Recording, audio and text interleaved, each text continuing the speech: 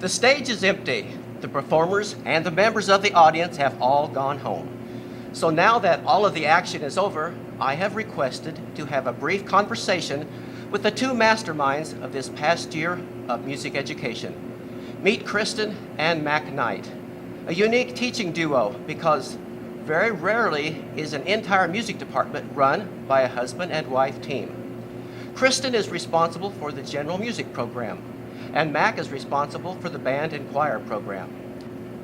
First off, how has this joint responsibility affected your home and professional lives? And what are some of the advantages and disadvantages? I feel that sometimes we can take work home and it's beneficial, and other times we should probably leave it at school. But it's interesting to be able to talk to someone about those musical concerns that kind of crop up. So it's nice to bounce ideas off of somebody who's in the same field. I could see that working if you went home and somebody was in another field and you mentioned something Yes. about tessitura and some of these strange words, it would make much sense. But you guys talk the same language. Yes. This is good. And so, as far as home life goes, who gets stuck with the dishes when we're in a program run? Paper plates. Paper? That's the modern technology, Yes. take over. Yes. That's one of the things you have to do is adjust and switch roles when Yes. you have a double-header leader role Yeah. like you have here. So it's kind of interesting. Paper plates, I like that answer. Now, when you left college, you both knew that you were going to be teaching music, I assume. Did the thought ever cross you, or your counselors ever give you a heads up that finding a double job would be a real pain and somebody might have to play second fiddle for a while? No, because when we got out, I graduated a couple of years earlier than Kristen. Okay. And I found a job right off the bat.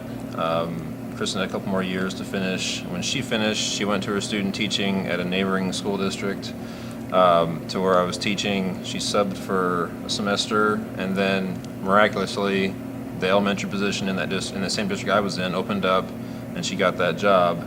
Otherwise, I probably would have been teaching in two separate districts, and in that area up by Kansas City, there's a little more availability as far as the number of school districts, so we probably would have figured something out, but it just so happened that I would be in the same school district, so it was kind of... The leprechauns were smiling on you. Yes. Now, the next question here is for Mac. Many times we hear about the curse of the 1A and 2A schools. And have you met this problem, and how have you dealt with this student involved in everything challenge? It is a challenge, but I don't see it so much as a curse as a opportunity for the kids to really structure themselves.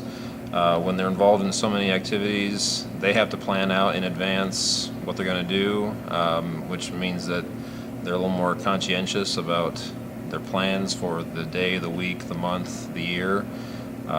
In some places, I came from a bigger school, and you did your one thing or your two things, and that was all you were almost allowed to do.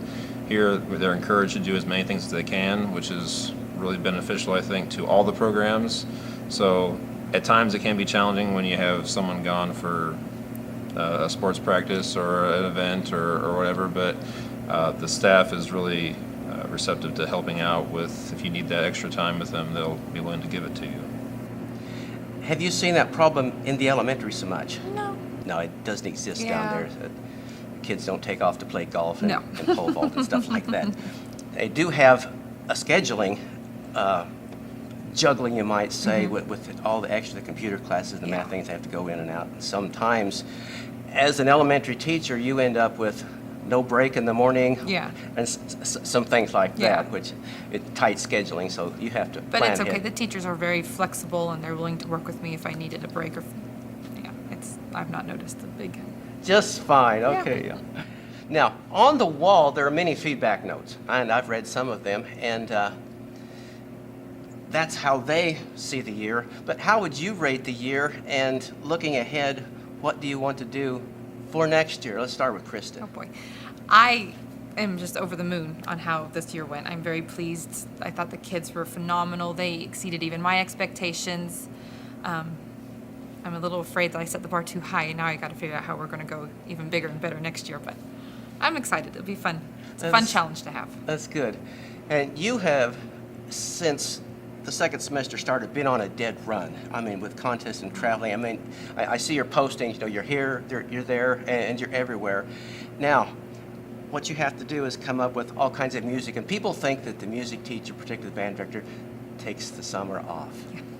But you, I know, have started already planning programs, looking at music and doing all kinds of things like that. So, any thoughts about what you aim to do for next year? Well, when we get the final rosters in for next year, we'll kind of evaluate, what kind of music we can handle at the different grade levels.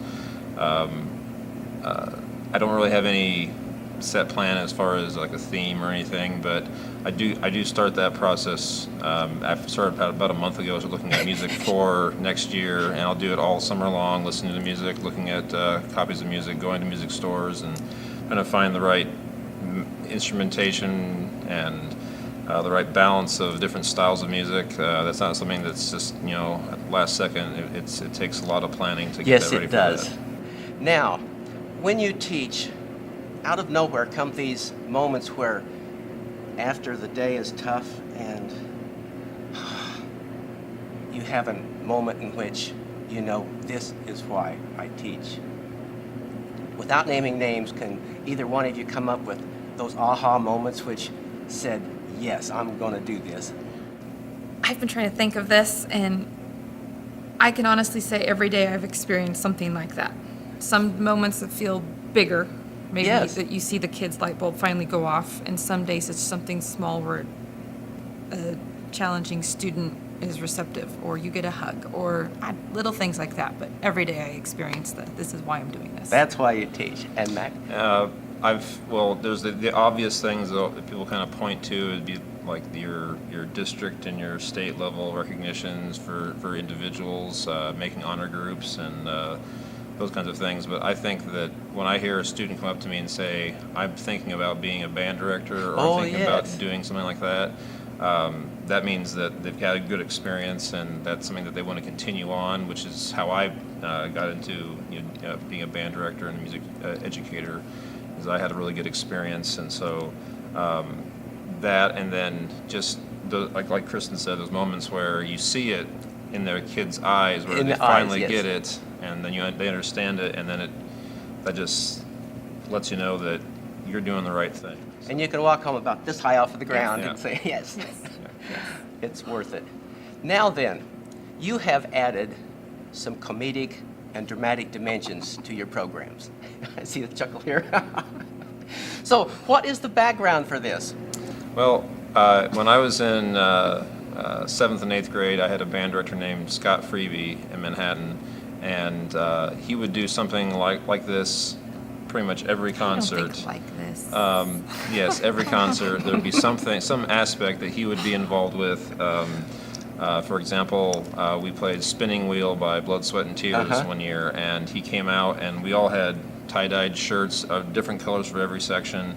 He came out in a multicolored tie-dyed shirt with dreadlocks, and he's as bald as can be, with dreadlocks and these little glasses on, and everything was groovy and cool. And we did a tour around all the elementary schools in our area, and the kids just absolutely ate it up. And that was just something that that was really cool to be a part of. And then I thought, well, if he can do it, I want to be like him. And so I just started adding these things into what I do.